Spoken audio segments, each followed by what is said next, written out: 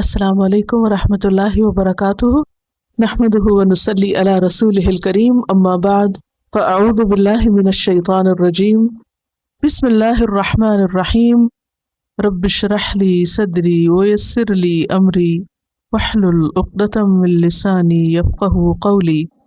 जैसा कि पिछले सबक में आपने पढ़ा कि यहाँ से आइंदा कुछ आयात तक बनी इसराइल को खिताब है, तो इस सबक में भी हम देखते हैं कि बनी इसराइल से ही अल्लाह सुब्हानो तआला मुखातिब है। बात खा बनी इसराइल की हो या किसी और कौम की, उसके आईने में हम सबको अपना आप देखना है। इसमें बनी इसराइल से तो बराह रास्त खिताब है, लेकिन इनडायरेक्टली हर उस शख्स से है जो इस कुरान से हिदायत हासिल करना चाहे। तो आइए देखते हैं कि इस पहली आयत में क्या बात बयान की गई। अल्लाह सुब्हानो तआला फरमाते हैं, वइज़ नज्जयनाकुम मिन आलि फ़िरऔन, वो वक्त याद करो जब हमने तुम्हें आले फ़िरऔन से निजात दी थी। जैसे कि पहले मैं इब्तिदा में जिक्र कर चुकी हूँ कि बनी इसराइल यूसुफ अलैहिस्सलाम के ज़माने में मिस्र में सेटल डाउन हुए और वहाँ कुछ अरसे के बाद उन पर ज़वाल आया और आले फ़िरऔन ने उनको अपना ग़ुलाम बना लिया। आले फ़िरऔन अगरचे ये ग़ुलाम थे मगर इनसे खाइफ थे, क्योंकि इनकी आबादी दिन ब दिन बढ़ रही थी। तो शेख मोहम्मद अब्दुहू एक मुफस्सिर हैं, इजिप्शियन है बेसिकली, उनका कहना यह है, उन्होंने अपनी तफसीर में ये लिखा है कि फ़िरऔन ने जब ये देखा कि बनी इसराइल की आबादी बढ़ती जा रही है, ये तादाद में ज़्यादा होते जा रहे हैं, तो कहीं ऐसा ना हो कि एक दिन ये हमारे ऊपर गालिब आ जाएं अपनी तादाद की कसरत की वजह से। तो उन्होंने क्या करना चाहा, यसूमुनकुम सुअल अज़ाब, बनी इसराइल को सख्त मशक्क़त में मुब्तला किया। उनसे ऐसे ऐसे काम लेने शुरू किए कि जिसमें उनसे जबरी मशक्क़त लेते। फ़िरऔन को ख़ासतौर पर रामसीस को बड़ी बड़ी इमारतें बनवाने का शौक़ था, तो उसमें मज़दूरों की तरह, ग़ुलामों की तरह काम करते और बेशुमार लोग उस काम के दौरान, उन इमारतों की तामीर के दौरान ही मर जाते। और उसके अलावा एक ख़ास प्लानिंग के साथ, एक मंसूबे के साथ बड़े पैमाने पर इनके मर्दों को कत्ल भी किया गया। युज़ब्बिहूना अब्नाअकुम, तुम्हारे बेटों को ज़बह करते। बाज़ मुफस्सिरीन का ख्याल ये है कि यसूमुनकुम की तफसील है युज़ब्बिहूना अब्नाअकुम, लेकिन बात यह है कि सूरत इब्राहीम में आता है यसूमुनकुम सुअल अज़ाब व युज़ब्बिहूना अब्नाअकुम, वो तुमको बुरा अजाब चखाते और तुम्हारे बेटों को ज़बह करते। तो ये दो अलग अलग चीज़ें। यसूमुनकुम सुअल अज़ाब में आम मशक्क़तों और तकलीफ़ों और ज़िल्लत और रुसवाई की तरफ इशारा है कि जिसमें उनकी अपनी कोई से न थी, अपनी कोई हुकूमत न थी, अपनी कोई बात न थी, कोई मजहबी आज़ादी न थी और न दीन न दुनिया, एक ग़ुलामी की ज़िंदगी बसर कर रहे थे, जानवरों की तरह, कोल्हू के बैल की तरह, सिर्फ काम ही काम था उनका। जिस काम के लिए अल्लाह ने बनी इसराइल को पैदा किया था उससे वो बहुत दूर हो गए थे। और फिर वो अजाब की बदतरीन शक्ल क्या थी, युज़ब्बिहूना अब्नाअकुम, तुम्हारे बेटों को ज़बह कर डालते। बाज़ तफसीर की किताबों में ये बात भी लिखी हुई मिलती है कि फ़िरऔन ने ख्वाब देखा कि बनी इसराइल में एक लड़का ऐसा पैदा होगा जो बड़े होकर फ़िरऔन को ख़त्म कर देगा और उसकी हुकूमत ख़त्म करने का बायस होगा। तो इस वजह से उसने फिर उनके बेटों को और बच्चों को कत्ल करना शुरू किया ताकि उनकी आबादी ना बढ़े। लेकिन बात यह है कि नजूमियों की बातें और ख्वाब की ताबीरें, मालूम नहीं उसमें क्या हकीकत और क्या नहीं, कितना सच और कितना झूठ है, ये इसराइली रिवायात में से है। लेकिन जो बात शेख मोहम्मद अब्दू ने कही है वो काफ़ी हद तक अक़ल को लगती है कि अगर कोई ख्वाब ना भी हो और कोई नजूमी आइंदा की प्रेडिक्शन ना भी करे, और हमें तो वैसे भी इस पर कोई ईमान नहीं होना चाहिए नजूमियों की बातों पर, क्योंकि उनके पास तो गैब का इल्म नहीं है। तो बात यह है कि हमेशा ये ऐसा होता रहा है और तारीख में ये होता रहता है कि जब भी किसी कौम की तादाद में इजाफा होने लगता है, इंसानी अदद में इजाफा होने लगता है, तो वो दूसरों के लिए बहरहाल एक ख़तरे की अलामत बन जाते हैं। तो युज़ब्बिहूना अब्नाअकुम, वो तुम्हारे बेटों को ज़बह करते थे, वयस्तहयूना निसाअकुम, और तुम्हारी औरतों को छोड़ देते थे। औरतों को किस लिए छोड़ देते? क्योंकि औरतें मर्दों के बगैर अपना दिफा नहीं कर सकती। وہ مردوں کی مدد کے بغیر خود سے کچھ بہت بڑا کام نہیں کر سکتی، لہذا فرعون کو بنی اسرائیل کی عورتوں سے سروکار نہ تھا، اور ویسے بھی ان کے ہاں ٹرینڈ یہ تھا کہ وہ ان کی عورتوں کو لونڈیاں بنا لیتے تھے، اور ان سے پھر کون سی نسل جنم لیتی؟ فرعون کی نسل، آل فرعون ہی میں اضافہ ہو رہا تھا۔ اور یہاں بیٹیوں کے بجائے نساءکم کا لفظ کیوں ہے؟ ایک طرح سے غیرت جگانے کے لیے کہ دیکھو تمہاری عورتوں کے ساتھ کیا حال حشر ہو رہا تھا۔ وفی ذالکم، اور اس میں بلاء، آزمائش تھی، امتحان تھا، لیکن کس کی طرف سے تھا؟ من ربکم، تمہارے رب ہی کی طرف سے، عظیم، چھوٹا نہیں، بہت بڑا امتحان تھا۔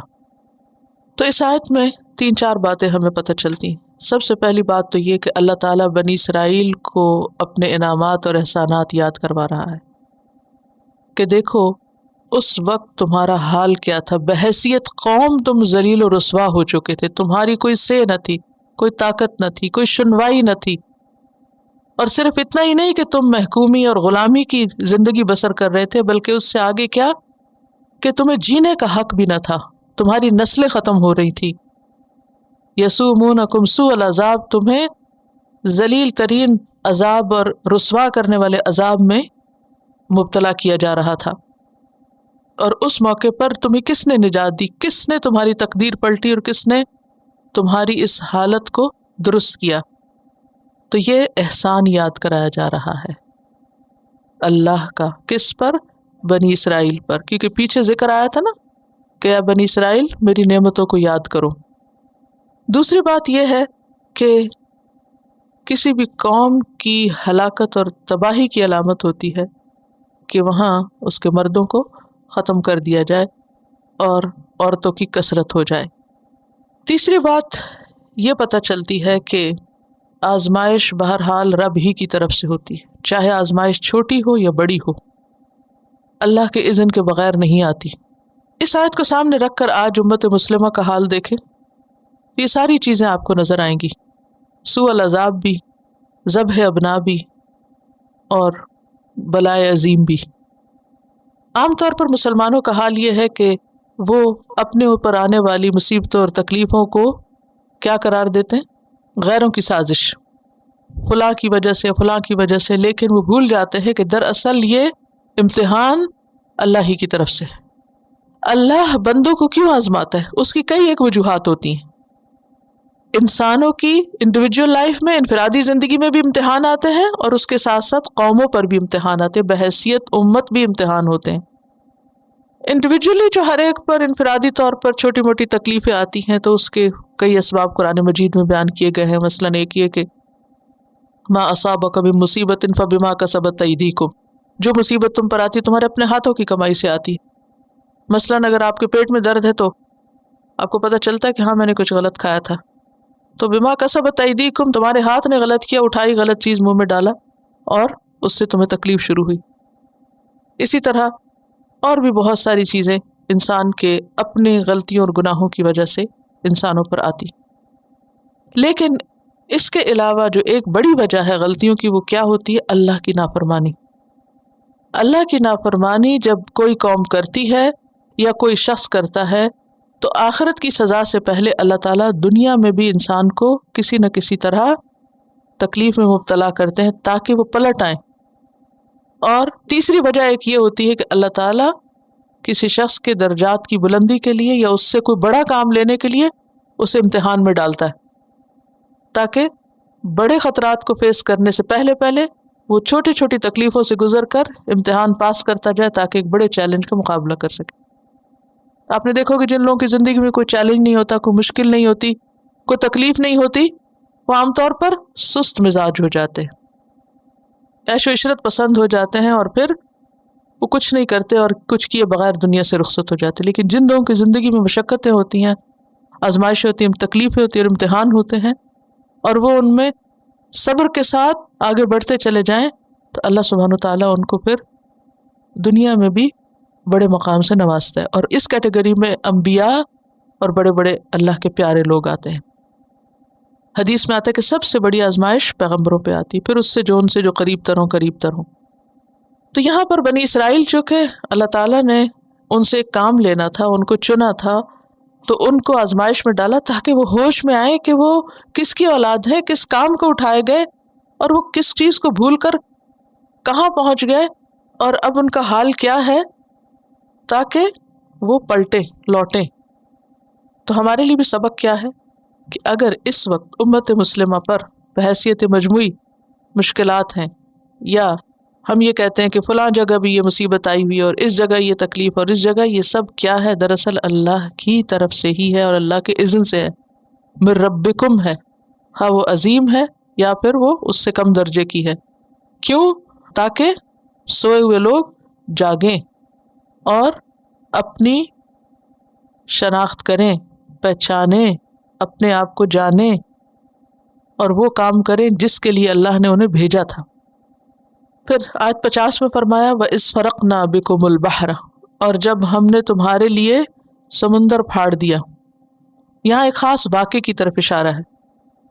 اللہ سبحانہ وتعالیٰ نے موسیٰ علیہ السلام کو بھیجا تاکہ بنی اسرائیل کو فرعون کے ظلم سے نجات دلائیں۔ تو جب اللہ کا حکم آیا تو موسیٰ علیہ السلام ساری بنی اسرائیل کو لے کر فلسطین کی طرف جانے لگے۔ آگے پہنچے تو دریا تھا یا سمندر تھا۔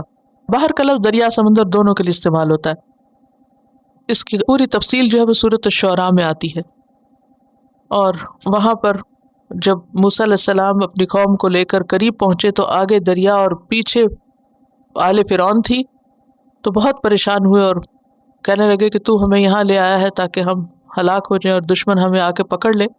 تو اس وقت موسیٰ علیہ السلام نے کہا تھا کلا، ہرگز نہیں، ان معی ربی سیہدینی، میرے ساتھ میرا رب ہے، وہ مجھے راہ دکھائے گا۔ بہرحال اللہ تعالیٰ نے موسیٰ علیہ السلام کو حکم دیا کہ اپنا عصا مارو پانی پر۔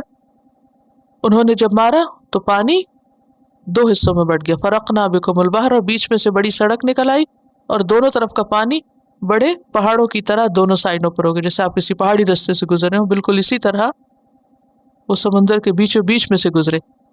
فرقنا بکم، تمہارے لیے ہم نے سمندر پھاڑ دی، کوئی معمولی سی بات نہیں۔ فانجیناکم، پھر ہم نے تم کو نجات دے دی، بچا لیا، نکال لیا تم کو وہاں سے۔ واغرقنا آل فرعون، فرعون کی آل کو وہاں غرق کر دیا کیونکہ وہ پیچھے آ گئے تھے بنی اسرائیل کو فالو کرتے ہوئے۔ اور جب وہ غرق ہوا تو انتم تنظرون، تم دیکھ رہے تھے، تمہارے سامنے یہ سب کچھ ہوا۔ تو اس سے بھی کیا پتہ چلتا ہے؟ نمبر ایک کہ اللہ تعالیٰ جب کسی کو مصیبت سے نکالنا چاہتا ہے تو وہ ایسے ایسے اسباب پیدا کرتا ہے کہ جو عام انسانی عقل میں بھی نہیں آتے۔ یہ بالکل عقل کے خلاف ہے بات، کیا کہ سمندر پھٹ جائے اور اس پہ سڑک بن جائے۔ ایک سڑک بنانے کے لیے کتنا پیسہ چاہیے ہوتا ہے اور کتنے لوگ لگتے ہیں اور کتنی پلاننگ کرنی پڑتی ہے جب کوئی ہائی وے بنتا ہے۔ لیکن کہا یہ کہ ایک عصا کی ضرب سے ایک پورا راستہ بن جائے، اور یہ کس نے کیا؟ وہ دراصل عصا نہیں تھا، وہ اللہ کا حکم تھا، اذن تھا۔ تو جب اللہ کچھ کرنا چاہتا ہے، اذا اراد شیئا ان یقول له کن فیکون، تو وہ ہو جاتا ہے۔ تو اس میں اللہ کی قدرت سمجھ میں آتی ہے۔ دوسری بات یہ فانجیناکم، ہم نے تم کو نجات دی۔ اس سے پتہ چلتا ہے کہ مصیبت سے صرف اللہ نکالتا ہے۔ تو پھر کیا کرنا چاہیے مصیبت کے وقت؟ اللہ کی طرف رجوع کرنا چاہیے، نہ کہ انسانوں کی طرف کہ اچھا فلاں ہماری مدد کر دے اور فلاں ہمارے کام آ جائے۔ آج امت مسلمہ کا حال کیا ہے؟ اللہ سے زیادہ ان کی نظر کس کی طرف ہے؟ کس کو دیکھتے ہیں؟ انسانوں کو دیکھتے ہیں۔ ہم اپنی ذاتی زندگی میں بھی کوئی تکلیف آتی ہے تو دائیں بائیں انسانوں کو دیکھنے لگتے ہیں، کسی قومی زندگی میں، کوئی اجتماعی زندگی میں تکلیف آتی ہے تو اور بڑے بڑے انسانوں کو دیکھنے لگتے ہیں، اور جو اصل بڑا ہے اس کو بھول جاتے ہیں۔ تو کیا یاد رکھنے کی ضرورت ہے؟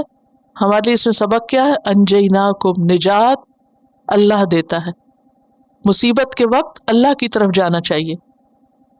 وَأَغْرَقْنَا آلَ فِرْعَوْنَ وَأَنْتُمْ تَنْظُرُونَ۔ اور پھر آپ دیکھیے کہ یہ صرف بنی اسرائیل کے ساتھ نہیں ہوتا، صحابہ کرام کے ساتھ بھی ایسے واقعات پیش آئے کہ جب دشمن کا مقابلہ کرتے ہوئے ان کے راستے میں سمندر حائل ہوئے تو انہوں نے اپنے گھوڑے دوڑا دیے۔ وہ شعر نہیں یاد آپ کو اقبال کا؟ دشت و دشت دریا بھی نہ چھوڑے ہم نے، بحر ظلمات میں دوڑا دیے گھوڑے ہم نے۔ اور یہ کوئی خیالی شعر نہیں، حقیقت ہے کہ جب ایک انسان پورے عزم کے ساتھ اللہ کی طرف بڑھتا ہے تو اللہ تعالیٰ اس کے لیے غیب سے مدد کرتا ہے، اور بسا اوقات سمندر بھی خشکی کا راستہ بن جاتے ہیں اور وہاں بھی راستے نکل آتے ہیں، لیکن یہ کب ہوتا ہے؟ جب اللہ کی مدد آتی ہے، اور اللہ کی مدد کے لیے کیا کرنا چاہیے؟ اللہ ہی کی طرف رجوع کرنا چاہیے، یہ نہیں کہ حرم پاک کو چھوڑ کر کسی کی قبر پہ جائے انسان۔ وَأَغْرَقْنَا آلَ فِرْعَوْنَ، اور غرق کر دیا ہم نے آل فرعون کو، وَأَنْتُمْ تَنْظُرُونَ، اور تم دیکھ رہے تھے سامنے تمہارے۔ اس میں بھی ایک بڑی بات ہے کہ انسان بسا اوقات سنتا ہے کہ اس کا دشمن ختم ہو گیا، اور بعض اوقات اپنی آنکھوں کے سامنے ختم ہوتے ہوئے دیکھتا ہے۔ ان دونوں چیزوں میں فرق ہے نا؟ تو خاص طور پر جو مینشن کیا نا، وہ انتم تنظرون، تم اپنی نگاہوں سے، آنکھوں سے دیکھ رہے تھے۔ تصدیق ہو گئی، کنفرم کر دیا۔ ایک اور مزے کی بات یہ ہے کہ فرعون کو اپنے دریاؤں پہ بڑا ناز تھا۔ قرآن مجید میں ایک جگہ آتا ہے، یا قوم الیس لی ملک مصر، اے قوم میرے لیے یہ مصر کی بادشاہت نہیں دیکھتے تم؟ وہذہ الانہار تجری من تحتی، اور یہ دریا جو میرے نیچے بہتے ہیں، افلا تبصرون، تم دیکھتے نہیں ہو کہ میں کتنا بڑا بادشاہ ہوں؟ تو اللہ نے اس کو انہی دریاؤں میں ڈبویا جن پہ انہیں بڑا ناز تھا۔ تو کسی انسان کو بھی دنیا میں جو نعمت ملی ہے اس پر اترانا نہیں چاہیے، فخر نہیں کرنا چاہیے، بگڑنا نہیں چاہیے۔ کوئی پتہ نہیں کہ وہی جگہ انسان کے لیے ہلاکت کا ذریعہ بن جائے۔ وَإِذْ وَعَدْنَا مُوسَىٰ 40 لَيْلَةً، تو اب یہ کہ قوم کو نجات ہوئی، سمندر پار ہوئے، دشمن غرق ہوا، اور اب کیا ہے؟ نئی زندگی شروع ہو رہی ہے، اور نئی زندگی کے آغاز میں تعلیم کی ضرورت ہے، اللہ کی رہنمائی کی ضرورت ہے۔ اس کے لیے اللہ سبحانہ وتعالیٰ نے موسیٰ علیہ السلام کو کوہ طور پر بلایا کہ آؤ اب مجھ سے کتاب لے لو۔ وَإِذْ وَعَدْنَا مُوسَىٰ 40 لَيْلَةً، اور بلایا ایک یا 2 دن کے لیے نہیں، 30 راتوں کے لیے بلایا تھا، پھر 10 اور بڑھا دی، 40 کر دیا ان کو۔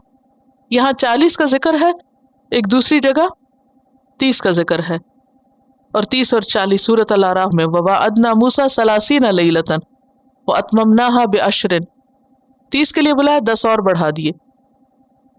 40 کیوں؟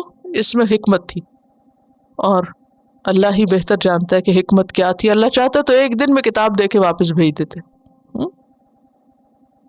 اور نبی صلی اللہ علیہ وسلم کو 23 سال میں کتاب دی گئی، موسیٰ علیہ السلام کو 40 دنوں میں۔ ثم اتخذتم العجل، موسیٰ علیہ السلام جب کوہ طور پہ پہنچے تو پیچھے بنی اسرائیل نے کیا کیا؟ بچڑے کو معبود بنا لیا۔ سامری بنی اسرائیل میں سے ایک شخص تھا جو سمندر پار کر کے دشمن کو آنکھوں کے سامنے غرق ہوتا دیکھ کر قوم کے ساتھ آیا تھا، اور نکلتے ہوئے ان لوگوں نے کیا کیا؟ وہاں سے زیورات اٹھا لیے۔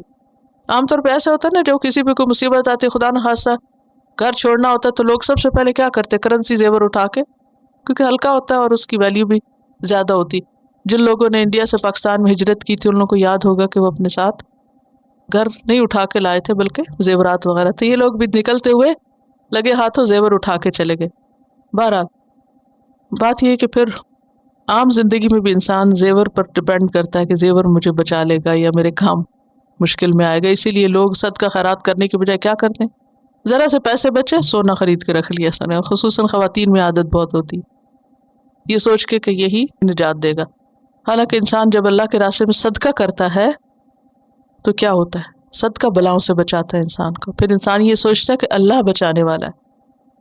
تم نے بچڑے کو، گائے کے بچے کو اپنا خدا بنا لیا، وَأَنْتُمْ ظَالِمُونَ، اور تم ظالم تھے، تمہیں نظر نہیں آ رہا تھا کہ تم کیا کر رہے ہو؟ اللہ کے حق میں اتنی بڑی کمی۔ ظلم کیا ہے؟ حق میں کمی، یعنی اللہ کا حق تھا کہ اس کی عبادت کرتے، اور وہ حق تم نے اللہ سے لے کر کس کو دے دیا؟ بچڑے کو دے دیا، گائے کے بچے کو دے دیا۔ تو اس سے بنی اسرائیل کی جہالت اور حماقت پتہ چلتی ہے کہ اپنے ہی ہاتھوں کی بنائی ہوئی چیز کو خدا بنا بیٹھے۔ سامری نے جب بچڑا بنایا تو کہنے لگا کہ ھذا الہکم، یہ ہے تمہارا الہ، وَإِلَٰهُ مُوسَىٰ فَنَسِیَ، موسیٰ کا الہ تو وہ بھول گیا۔ سورۃ طٰہٰ 88 میں آتا ہے۔ حالانکہ کیا تھا؟ یہ آزمائش تھی۔ سورۃ طٰہٰ 90 میں آتا ہے، یا قوم انما فتنتم بہ، اے قوم تم اس بچڑے کی وجہ سے آزمائش میں مبتلا کیے گئے ہو۔ وَإِنَّ رَبَّكُمُ الرَّحْمَٰنُ، اور بے شک تمہارا رب تو رحمان ہے۔ فَاتَّبِعُونِی، میری پیروی کرو، وَأَطِیعُوا أَمْرِی، اور میری بات مانو۔ تو اس آیت سے کون سی بات سمجھ میں آتی ہے کہ شرک بہت بڑا ظلم ہے، اور کچھ پانے کے لیے انسان کو قربانی کرنی پڑتی۔ موسیٰ علیہ السلام تورات کی خاطر 40 روز اپنی قوم کو چھوڑ کر وہاں پر رہے، کوہ طور پر، آل الون، بالکل تنہا۔ علم کے لیے یکسوئی چاہیے ہوتی ہے، سب کام چھوڑ چھڑا کر انسان اپنے گھر سے نکلتا ہے، قربانی کرتا ہے، پھر جا کر اس کو کچھ حاصل ہوتا ہے۔ تو ہمارے لیے بھی اس میں کیا سبق ہے کہ سیکھنے کے لیے، کتاب پانے کے لیے کیا کرنا چاہیے۔ کتاب تھی، کسی نے مجھے دی تو اس کا پری فیس پڑھ رہی تھی، تو اس میں لکھا ہوا تھا کہ آپ اس میں سے روزانہ پڑھیں، اور پڑھنے کا بہترین طریقہ یہ ہے کہ مقرر وقت پر پڑھیں، ٹائم مقرر کر کے پڑھیں۔ تو بات یہ ہے کہ جب تک ہم پڑھنے کے اوقات مقرر نہیں کرتے تو صحیح طور پر چیز حاصل نہیں ہوتی۔ ہم بہت پرٹیکولر ہیں کس میں؟ اپنے کھانے کے اوقات میں۔ عام طور پہ کیا کہتے ہیں کہ اچھی صحت کے لیے کیا ضروری ہے؟ ہر وقت نہیں کھاتے رہو، کھانے کا وقت مقرر کرو، سونے کا وقت مقرر کرو، لیکن پڑھنے کا کوئی وقت نہیں۔ کل پڑھ لیں گے، پھر پڑھ لیں گے، صبح پڑھ لیں گے، شام پڑھ لیں گے، امتحان سے پہلے پڑھ لیں گے۔ پڑھنے کے لیے بھی وقت مقرر کرو۔ موسیٰ علیہ السلام اپوائنٹڈ ٹائم پہ، اپوائنٹڈ جگہ پر پہنچے، ہر چیز چھوڑ کر پہنچے، یکسوئی کے ساتھ انہوں نے اللہ کی کتاب کو لیا اور پھر قوم کی طرف واپس آئے، حالانکہ اس سے پیچھے قوم بگڑ چکی تھی۔ بعض اوقات ایسا ہوتا ہے جب آپ گھر جاتے ہیں واپس تو کیا ہوتا ہے، کوئی نہ کوئی کام خراب ہوا پڑا ہوتا ہے۔ بہرحال پھر کیا ہوا؟ ثم عفونا عنکم، پھر ہم نے معاف کر دیا تم کو، من بعد ذالک، اس کے بعد۔ کس کے بعد؟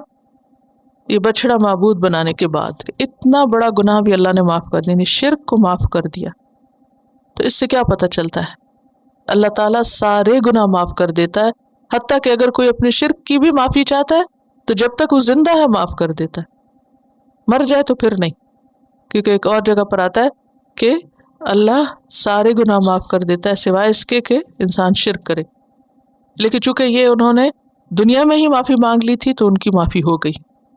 ہمیں بھی اپنے پچھلے سارے گناہوں کی معافی مانگنی چاہیے، اور ایک مسنون دعا بھی ہے اس بارے میں، شرک سے خاص طور پہ معافی مانگنے کے، کیونکہ بعض اوقات انسان لا علمی میں جہالت میں شرک کر جاتا ہے، اس کو پتہ ہی نہیں ہوتا کہ وہ اللہ کے ساتھ کسی اور کو بھی شریک کر رہا ہے۔ وہ ہے اللہم انی اعوذ بک من ان اشرک بک شیئا وانا اعلم، واعوذ بک من ان اشرک بک شیئا وانا لا اعلم۔ اللہ میں تجھ سے معافی چاہتا ہوں اس شرک پر جو میں نے جان بوجھ کے کیا، اور اس پر جو میں نے لا علمی میں کیا اور مجھ کو پتہ ہی نہیں، کیونکہ بعض اوقات انسان لا علمی میں ایسی باتیں زبان سے نکال جاتے جو شرک کے دائرے میں آ جاتی ہیں۔ ثم عفونا عنکم من بعد ذلک لعلکم تشکرون، تاکہ تم شکر ادا کرو۔ تو انسان کو کیا کرنا چاہیے؟ توبہ کی توفیق پر بھی شکر ادا کرنا چاہیے۔ معافی شکر کو لازم کرتی۔ وَإِذْ آتَيْنَا مُوسَى الْكِتَابَ، اور جب دی ہم نے موسیٰ علیہ السلام کو کتاب، وہ سمندر پار کرنے کے بعد کوہ طور سے لے کر آئے تھے، والفرقان، اور فرقان۔ بعض کہتے ہیں یہ دونوں ایک ہی چیزیں ہیں، اور کتاب ہی کو فرقان کہا گیا ہے کہ کتاب حق اور باطل کے درمیان فرق کرنے والی تھی۔ سورۃ المائدہ میں بھی آتا ہے آیت 44 میں، انا انزلنا التوراۃ فیہا ھدی ونور، ہم نے تورات نازل کی جس میں ہدایت بھی ہے اور نور۔ نور کیا کرتا ہے؟ روشنی کیا کرتی؟ اچھے برے کو کھول کھول کے بتا دیتی، سفید سیاہ کو الگ کر دیتی ہے روشنی۔ تو فرقان بعض کے خیال میں تورات ہی ہے، اور بعض کا خیال ہے کہ یہ فرقان سے مراد معجزات ہیں جو کتاب کے علاوہ موسیٰ علیہ السلام کو ملے تھے۔ لعلکم، تاکہ تم تہتدون، ہدایت پاؤ۔ لیکن اصل غرض کیا ہے؟ اس آیت سے کیا پتہ چلتا ہے کتاب کیوں دی جاتی ہے؟ کتاب کا مقصد کیا ہے؟ ہدایت پانا۔ ہمیں بھی قرآن ملا، کس لیے؟ ذالک الکتاب لا ریب فیہ ھدی للمتقین، ہدایت کے لیے۔ لیکن عام طور پر لوگوں نے کتاب کے کیا مقاصد بنا رکھے؟ کیا کرتے؟ کس چیز کے لیے کتاب استعمال کرتے؟ یا صرف ثواب کے کمانے کے لیے، یا جن بھوت بھگانے کے لیے، یا دلہن کو اس کے نیچے سے گزارتے ہیں، یا کوئی فوت ہو جائے تو ضرور پڑھتے۔ ایک خاتون ذکر کر رہی تھی کہ مجھے قرآن سنتے ہوئے بہت ڈر لگتا تھا، تو میں نے پوچھا کہ کیوں؟ تو کہنے لگی کہ ہمارے ہاں رواج یہ ہے کہ جب کوئی فوت ہو جاتا تو ہی قرآن پڑھا جاتا، تو انہوں نے موت سے اس کو ایسوسیٹ کر لیا کہ کوئی فوت ہوتا تو قرآن پڑھا جاتا، لہٰذا وہ جب قرآن دیکھتی پڑھتی تو ان کے دل میں خوف پیدا ہونے لگتا. اور بہت سے لوگ ویسے بھی ڈرتے رہتے ہیں قرآن مجید سے، پڑھ لیا تو معلوم نہیں کیا ہو جائے گا. بہرحال پڑھ کے انسان کو روشنی ملتی ہے، ہدایت ملتی ہے، راستہ ملتا ہے، علم کے ساتھ ساتھ عمل کی توفیق بھی ملتی ہے. کتاب ہمیں موٹیویٹ کرتی ہے، یعنی کتاب میں صرف احکام نہیں ہے، اس سے ہمیں یہ بھی پتہ چلتا ہے کہ ہمیں کیا کیا کیسے کرنا چاہیے. وَإِذْ قَالَ مُوسَىٰ لِقَوْمِهِ، اور جب موسیٰ علیہ السلام نے اپنی قوم سے کہا، کون تھی آپ کی قوم؟ بنی اسرائیل. کیسے پکارا اپنی قوم کو؟ یا قوم، اے میری قوم. تو پیغمبر اپنی قوم کو کتنے پیار سے بلاتا ہے، اے میری قوم. تو جو تبلیغ کرنے والا ہے وہ جس کو تبلیغ کرے اسے اپنا سمجھے. جب تک آپ اس کو اپنے سے مانوس نہیں کریں گے اس وقت تک آپ اس کو بات نہیں بتا سکتے. لیکن اتنے پیار سے بلا کے ان کی غلطی بتا رہے، انکم ظلمتم انفسکم. اس پیار کرنے کا مطلب یہ نہیں کہ دوسرے کو اس کی غلطی نہ بتائی جائے. تم نے اپنی جان پہ ظلم کیا ہے. تو مبلغ کا کیا فرض بنتا ہے کہ وہ دوسرے کو اس کی غلطی بھی بتائے. اگر وہ نہیں بتائے گا تو اصلاح کب کرے گا؟ سب سے زیادہ محبت اور ہمدردی کسی سے کیا ہو سکتی ہے کہ اس کی غلطی اس کو بتائی جائے. تم نے اپنی جان پہ ظلم کیا. کیسے؟ باتخاذکم العجلہ، بوجہ بچڑے کو معبود بنانے کے، بچڑے کو خدا بنا کے ظلم کیا. ان الشرک لظلم عظیم فتوبوا الی بارئکم. تو علاج کیا ہے؟ اب کیا کرو؟ اپنے رب سے توبہ کرو. اچھا یہاں یہ نہیں کہا توبوا الی ربکم، کہا توبوا الی بارئکم. دیکھو تمہارا پیدا کرنے والا کون تھا؟ وہ جس نے تمہیں پیدا کیا تمہیں اس کی عبادت کرنی چاہیے تھی، اور جس کو تم نے خود بنا لیا بچڑے کو اس کی تم عبادت میں لگ گئے ہو، تمہاری عقل پلٹ گئی ہے. فاقتلوا انفسکم. لیکن اس بڑے گناہ کا کفارہ ایکسپیشن کیا ہے؟ اپنے آپ کو قتل کرو. کچھ گناہ ایسے ہوتے ہیں جو اللہ تعالیٰ ویسے ہی معاف کر دیتے، چھوٹے موٹے. کچھ گناہ ایسے ہوتے ہیں کہ جن کا کفارہ دینا پڑتا ہے. تو یہاں شرک کے گناہ کا کفارہ کیا؟ قتل کرو. انفسکم، اپنے آپ کو. اپنے آپ سے مراد یہاں خودکشی کا حکم نہیں دیا جا رہا کہ اپنے آپ کو قتل کرو یعنی خودکشی کرو، نہیں. انہیں حکم یہ دیا گیا تھا کہ یعنی سب کے سب اسلحہ اٹھائے اور ایک دوسرے کو مارے. باپ بیٹے کو، بیٹا ماں کو، بچوں کو، دوستوں کو، رشتہ داروں کو. سوچیے حال کیا ہوگا. کہ آسان کام نہیں ہے.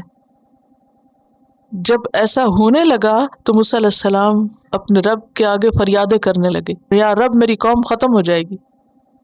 تو اللہ تعالیٰ نے پھر یہ حکم اٹھا لیا اور ان کا اسلحہ ان سے گر پڑا. جو بچڑا بنایا گیا تھا اس کے بارے میں بھی انہوں نے کہا کہ اس کو ریزہ ریزہ کروں گا، پھر اس کو جلا دوں گا اور پھر اس کو پانی میں بہا دوں گا.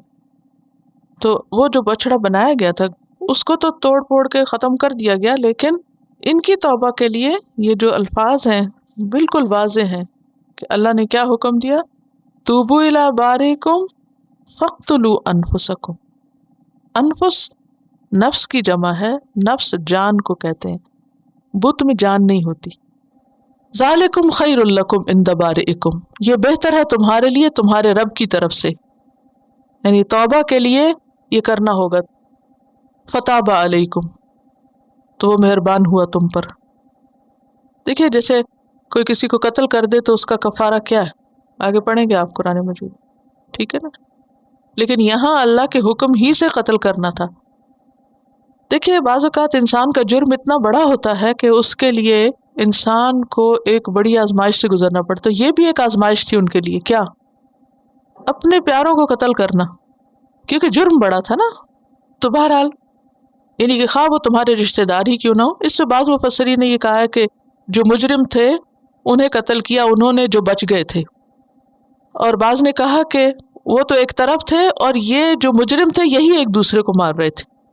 انہ هو التواب الرحیم، بے شک وہ توبہ قبول کرنے والا مہربان ہے، بہت زیادہ توبہ قبول کرنے والا ہے. توبہ جو ہے اس وقت قبول ہوتی ہے جب انسان کی توبہ کی نیت ہو. تو پہلی شرط یہ کہ نیت خالص ہو توبہ کی، صرف ٹل ٹلاؤ نہ ہو، کام چلاؤ نہ ہو. دوسری بات یہ ہے کہ گناہ چھوڑ دے انسان، اس پہ ندامت ہو.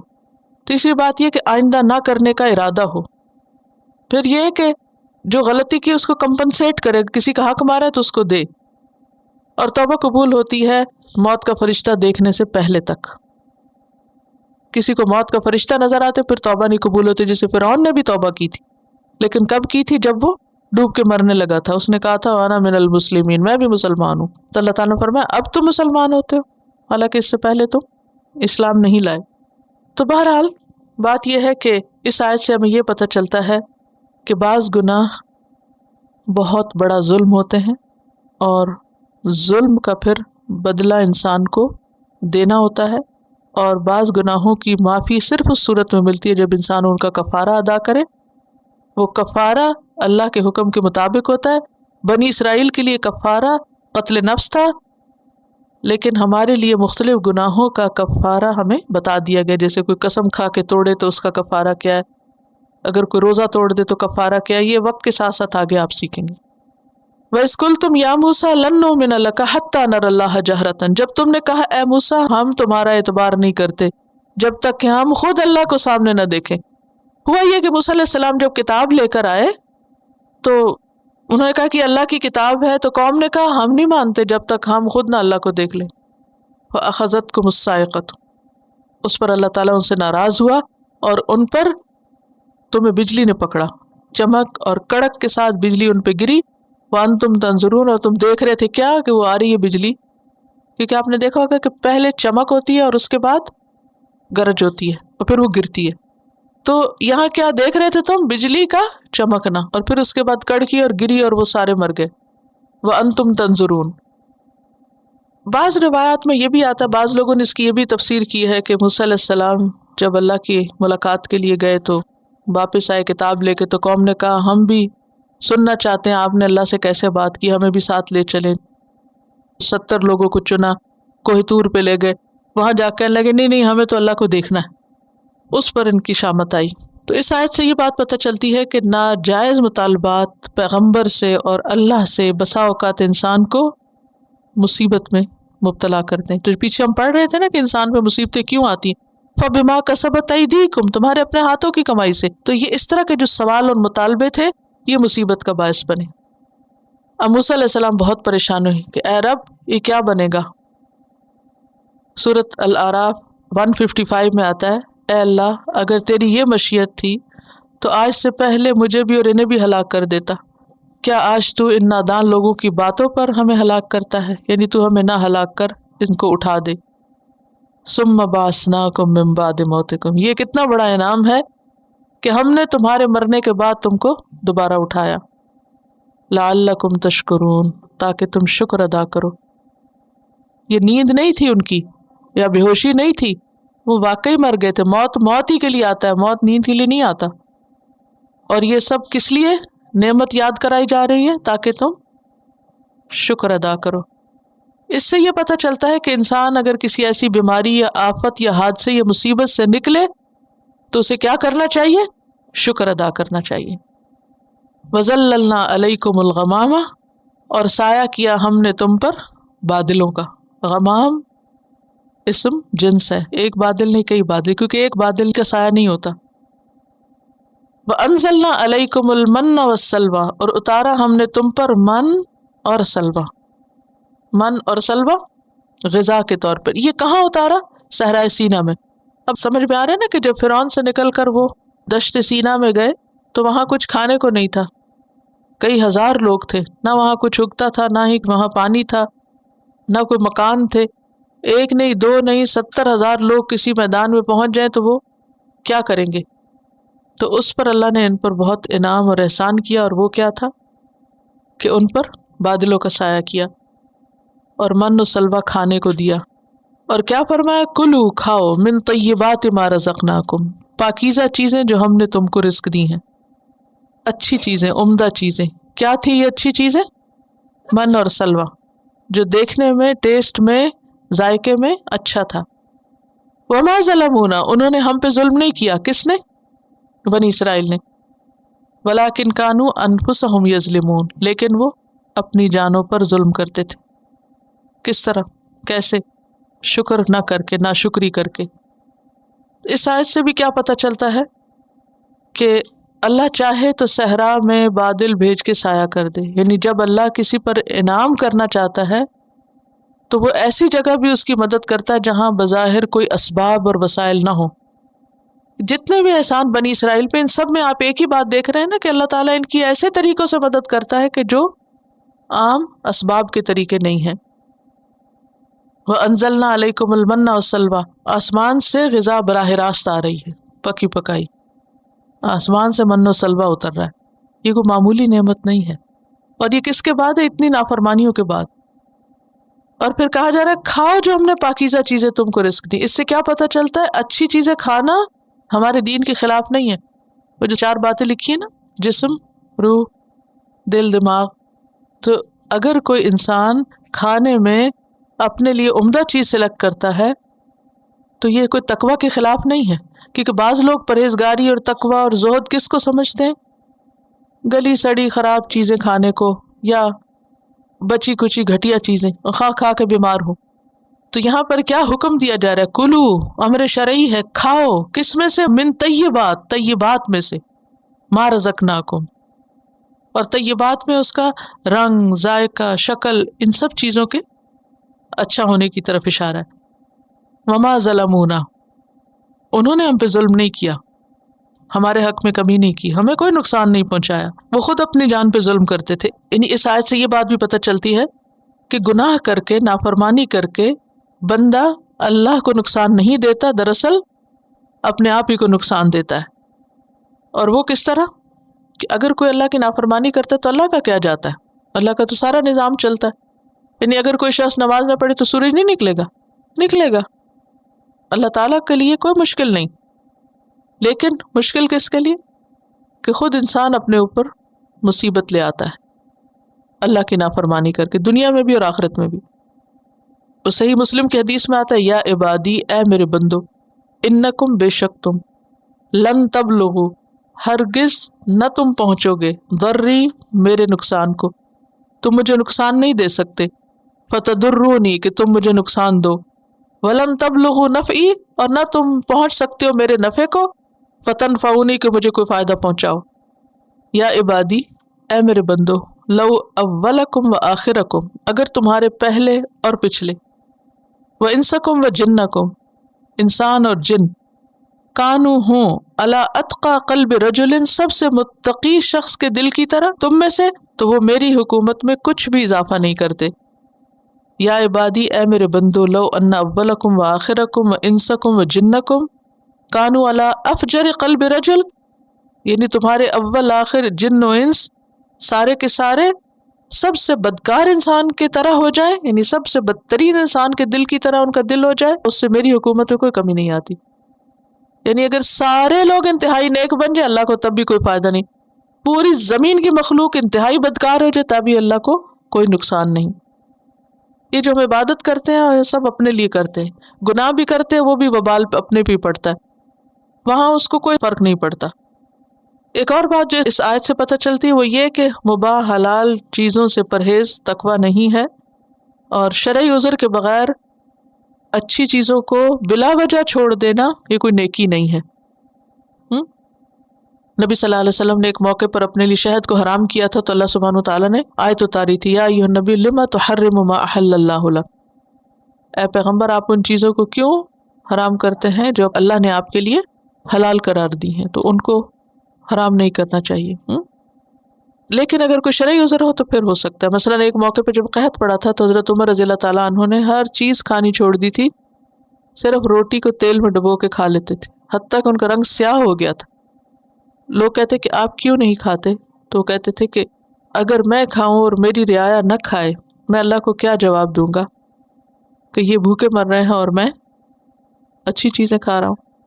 تو ایسے موقع پر اپنے آپ کو محروم کرنا اس لیے کہ اوروں کے پاس کچھ نہیں، وہ ایک وجہ ہے، لیکن بلا وجہ سب کھا رہے ہیں اور آپ نہیں کھا رہے صرف یہ سوچ کے کہ میں زیادہ نیک ہوں، یہ کوئی نیکی اور تقویٰ نہیں ہے۔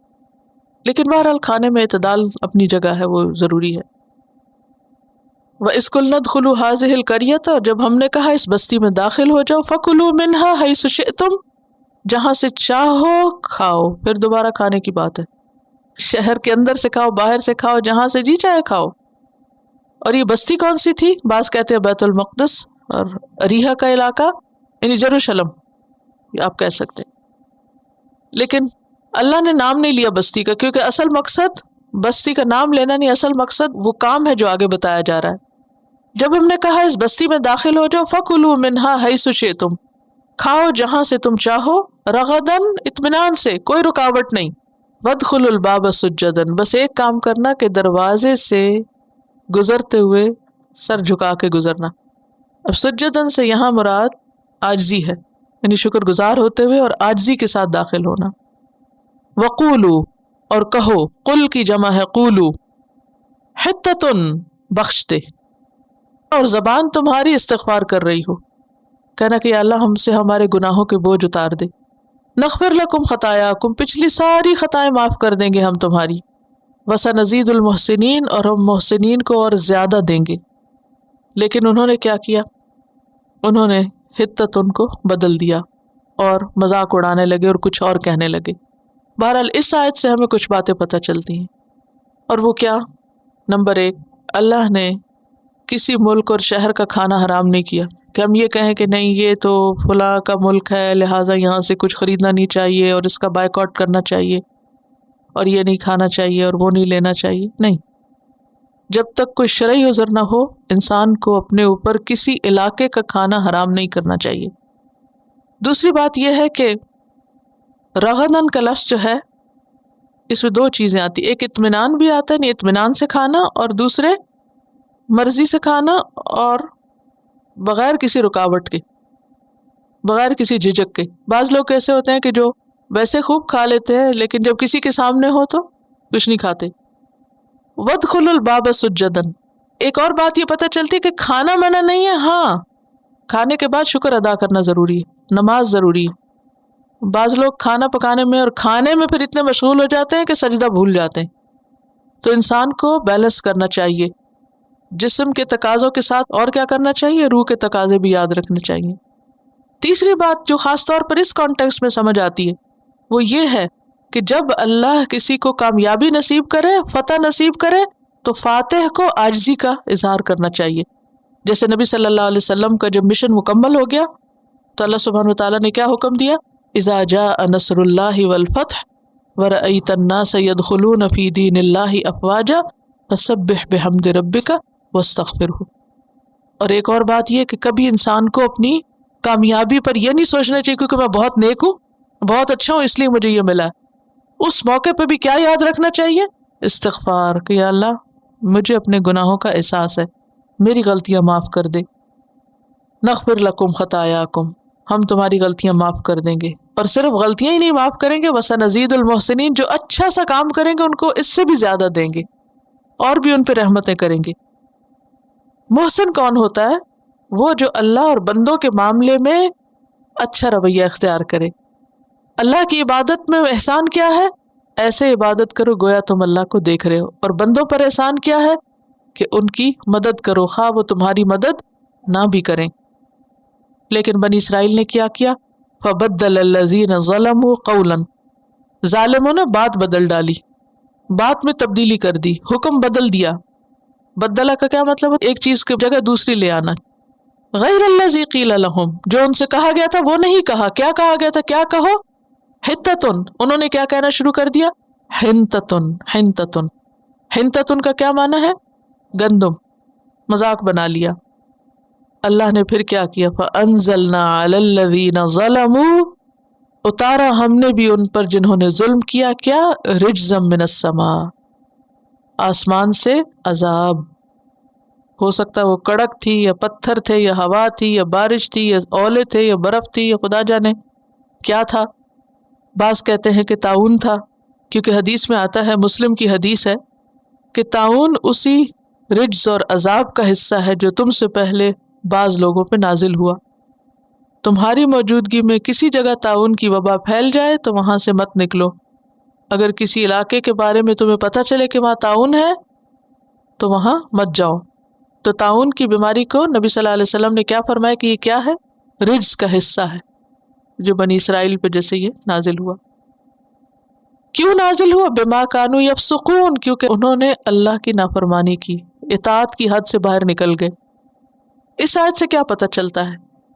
نمبر ایک کہ انسان کو جو بات جیسے کہی جائے ویسے ہی رکھنی چاہیے، اللہ کی باتوں کو بدلنا نہیں چاہیے، قرآن میں تبدیلی اور اسی طرح احکامات میں منمانی تبدیلی نہیں کرنی چاہیے، وہ ظلم ہوتا ہے۔ دوسری بات یہ ہے کہ کبھی بھی اللہ کے احسانات پر انسان کو بگڑنا نہیں چاہیے، یہ نہیں سمجھنا چاہیے کہ مجھ پر تو اتنے احسان ہیں اب جو میں چاہوں کروں۔ کبھی بھی مت بھولیں، نہ جا اس کے تحمل پر کہ بے ڈھب ہے پکڑ اس کی۔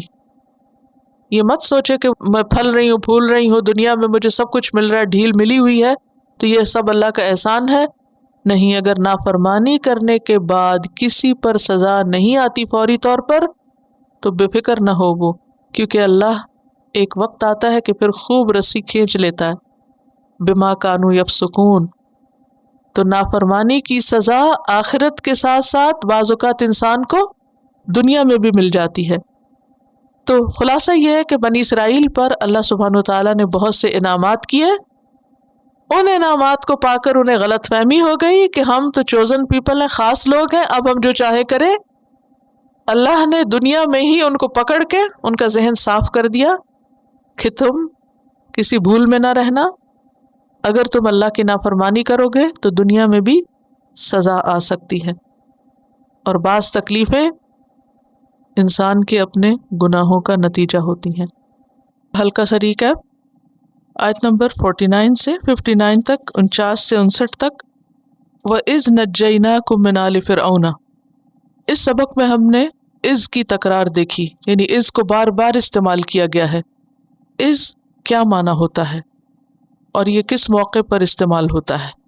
اس کا لفظی معنی کیا کیا ہے؟ جب کہ، جس وقت، اور یاد کرو۔ اذکرو کا مخفف ہے، یعنی ایبریویشن ہے ایک طرح سے۔ نجیناکم من آل فرعون، آل فرعون سے مراد کون ہے؟ فرعون کے پیروکار۔ آل میں نمبر ایک خاندان کے لوگ شامل ہوتے ہیں، لیکن صرف خاندان کے لوگ ہی نہیں، بعض اوقات فالوورز بھی آتے ہیں۔ مثلا آپ درود شریف پڑھتے ہیں اللہم صلی علی محمد وعلی آل محمد، تو جب آل محمد کہتے ہیں تو کیا اس سے مراد صرف آپ کے خاندان کے لوگ ہیں یا کوئی اور بھی ہیں؟ آپ کے فالوورز، آپ سے محبت کرنے والے۔ صرف امت میں سے ہونا کافی نہیں، جب تک کہ اتباع نہ ہو، فالو نہ کیا جائے، ساتھ نہ دیا جائے۔ یسومونکم سوء العذاب، وہ تم کو برا عذاب چکھاتے تھے۔ کیا تھا وہ عذاب جس کی طرف اشارہ ہے؟ ایک معنی تو یہی ہے کہ اس کی تفصیل ہے یذبحون ابناءکم، لیکن جیسا کہ میں نے عرض کیا تھا کہ سورۃ ابراہیم میں یسومونکم سوء العذاب ویذبحون، واو کے ساتھ اس کو الگ کر دیا گیا ہے، تو اس صورت میں پھر یسومونکم سوء العذاب میں کیا چیزیں شامل ہیں؟ آل فرعون نے بنی اسرائیل کو غلام بنا لیا تھا اور ان سے سخت مشقت کا کام لیتے تھے، ان کے کوئی حقوق نہ تھے، ان پر ہر طرح کے ظلم و ستم ہوتے تھے۔ تو یہاں مراد سوء العذاب میں وہ تمام چیزیں شامل ہیں۔ سوء کا لفظی معنی کیا بتایا تھا؟ ذرا اپنے نوٹس نکالیے اور اس میں دیکھیے، ہر وہ چیز جو انسان کو غم میں مبتلا کر دے، خواہ اس میں انسان کی عزت کا جانا ہو، خواہ اس کے مال و اسباب کا جانا ہو، یہ کسی بھی قسم کا نقصان۔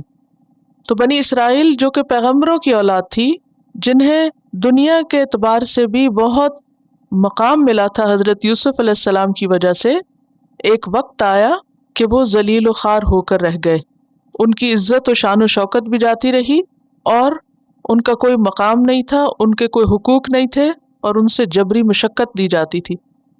یہاں ان سب چیزوں کی طرف اشارہ ہے۔ اور اس کے علاوہ بڑی بلا کیا تھی؟ یذبحون ابناءکم ویستحیون نساءکم، ایسا کیوں کرتے تھے؟ لڑکوں کو مار دینا اور لڑکیوں کو چھوڑ دینا، اس کی کیا وجہ تھی؟ کیا اس آیت کی یہ تفسیر کرنا درست ہوگی کہ فرعون کو نجومیوں نے بتایا تھا کہ ایک لڑکا پیدا ہوگا جو تمہارا خاتمہ کر دے گا؟ کیوں؟ وجہ کیا؟ نجومیوں کی بات قابل اعتبار نہیں اور ہمارے دین کے خلاف جاتی۔ اس شخص کے بارے میں کیا حکم ہے جو کسی عراف کے پاس جا کر ہاتھ دکھائے اور غیب کی خبریں معلوم کرے اور نجومیوں پر یقین کرے؟ اس کی 40 دن کی نماز قبول نہیں ہوتی۔ کسی بھی ایسے شخص کے پاس جانا کہ جو غیب کی خبر دے، یہ درست نہیں، پوچھنا ہی درست نہیں۔ بعض اوقات اللہ سبحانہ وتعالیٰ کچھ لوگوں کو کچھ ایکسٹرا سینسز دے کر ہاروت ماروت کی طرح آزمائش بنا دیتے ہیں، اور بعض اوقات وہ ایسی باتیں کرتے ہیں جو بسا اوقات درست بھی ثابت ہو جاتی ہیں، اور لوگ آؤٹ آف کیوریوسٹی پھر اور زیادہ ان سے پوچھتے ہیں اور ان سے معلوم کرنے کی کوشش کرتے ہیں، یا جن لوگوں کے اوپر جن آتے ہیں۔ ایسے تمام لوگوں سے بچ کے رہنا چاہیے، کیونکہ اس سے انسان کا ایمان جاتا ہے، اور ہمیں صاف طور پہ منع کر دیا گیا ہے کہ عراف کہتے ہیں معرفت دینے والے، کسی ایسی خبر دینے والے کو، غیب کی خبر بتانے والے کے پاس مت جاؤ، بھلے پتہ بھی ہو کہ فلاں ایسا کر کے بتا دیتا ہے، کچھ سچ کچھ جھوٹ۔ جیسے کاہن، دور جاہلیت میں بھی کاہن ہوا کرتے تھے، اور وہ کاہن کیا کرتے تھے؟ ان کے جنات کے ساتھ تعلق ہوتے تھے، اور وہ جنات آسمان پہ جاتے اور وہاں سے فرشتوں کی باتیں کچھ نہ کچھ سن گن کر کے نیچے آتے اور کچھ بتاتے، اور اس میں وہ ایک میں 100 جھوٹی باتیں ملا کے لوگوں کے اندر مشہور کر دیتے، کیونکہ ایک بات کوئی سچ نکل آتی تو وہ 100 جھوٹی باتوں کو بھی مان لیتے۔ تو ہمیں ان چیزوں سے بچنے کے لیے کہا گیا ہے، کیونکہ یہ دراصل اللہ سبحانہ وتعالیٰ سے انسان کا توکل کم کر کے بندوں کے اوپر اور غیر اللہ پر توکل سکھاتی ہیں، یا ان کی طرف انسان کو لے جاتی ہیں، جو کہ ایک طرح سے شرک ہو جاتا ہے۔ تو ایاک نعبد کا کیا مطلب ہے؟ صرف تیری عبادت، اور اس میں سب سے زیادہ کیا ہونا چاہیے؟ ایاک نستعین۔ جب بھی کوئی مشکل پیش آئے، مثلا کوئی چیز کھو گئی یا کوئی مصیبت آ گئی، تو بجائے کسی نجومی کے پاس جانے کے کیا کرنا چاہیے؟ آپ اللہ سے دعا مانگے۔ آپ پڑھیں گے موسیٰ علیہ السلام نے اپنے رب سے دعا کی، اللہ نے پتھر میں سے پانی نکال دیا۔ تو اللہ تعالیٰ دعائیں سنتے ہیں، لیکن جب انسان اللہ کو چھوڑ کر بندوں کی طرف چل پڑتا ہے کہ یہ میری مشکل آسان کر دے گا، تو اس سے انسان کا ایمان اور عقیدہ کمزور ہو جاتا ہے، اور جو وہ کمزور ہوتا ہے انسان شیطان کے ٹریپ میں آ جاتا ہے، اور پھر بالآخر شیطان جو کھلا دشمن ہے وہ انسان کو شرک میں مبتلا کر کے چھوڑتا ہے۔ وَفِي ذَلِكُمْ بَلَاءٌ مِّن رَبِّكُمْ عَظِيمٌ۔ اس سے کون سی بات ہمیں معلوم ہوتی ہے؟ کوئی آزمائش یا کوئی تکلیف جو بھی آتی ہے وہ دراصل اللہ کے اذن سے آتی ہے۔ جب تک اللہ کا اذن نہ ہو کوئی کسی کو نقصان نہیں دے سکتا۔ وَإِذْ فَرَقْنَا بِكُمُ الْبَحْرَ وَأَنْجَيْنَاكُمْ وَأَغْرَقْنَا آلَ فِرْعَوْنَ وَأَنْتُمْ تَنْظُرُونَ۔ اس آیت سے آپ نے کیا سبق سیکھا؟ اللہ سبحانہ وتعالیٰ ہی کی طرف سے آزمائش آتی ہے، اور آزمائش دور کون کرتا ہے؟ وہ بھی اللہ ہی دور کرتا ہے۔ اور جب اللہ تعالیٰ کسی کی تکلیف دور کرنا چاہے تو وہ ایسے اسباب پیدا کر دیتا ہے کہ جو انسان کی عقل سے بالا ہوتے ہیں۔ اور کس طرح بنی اسرائیل کو ایک نہیں دو نہیں لاکھوں کی تعداد میں ان لوگوں کو کس طرح اللہ نے فرعون کے ظلم و ستم سے موسیٰ علیہ السلام کے ذریعے نجات دی، اور کس طرح سمندر کا راستہ ان کے لیے صاف کر دیا۔ اگرچہ موسیٰ علیہ السلام نے عصا مارا تھا، لیکن نسبت اللہ تعالیٰ اپنی طرف کرتے ہیں۔ وہ اس فرق نہ ہم نے پھاڑا تھا، حالانکہ اللہ تعالیٰ تو زمین پر نہیں آئے تھے راستہ بنانے کے لیے، سبب کون بنا تھا؟ موسیٰ علیہ السلام۔ تو یہاں ایک اہم بات یاد رکھیے کہ جو کچھ بھی انسان کو ملتا ہے اس میں کوئی انسان یا کوئی چیز سبب تو بن جاتی ہے، لیکن وہ ہوتا دراصل اللہ ہی کی طرف سے ہے۔ یعنی سبب اختیار کرنا، کسی ذریعے کو اختیار کرنا، کوئی اس میں برائی نہیں، لیکن سبب پر بھروسہ کر کے بیٹھ جانا کہ بس اسی سے ہی کام چلے گا، یہ غلط ہے۔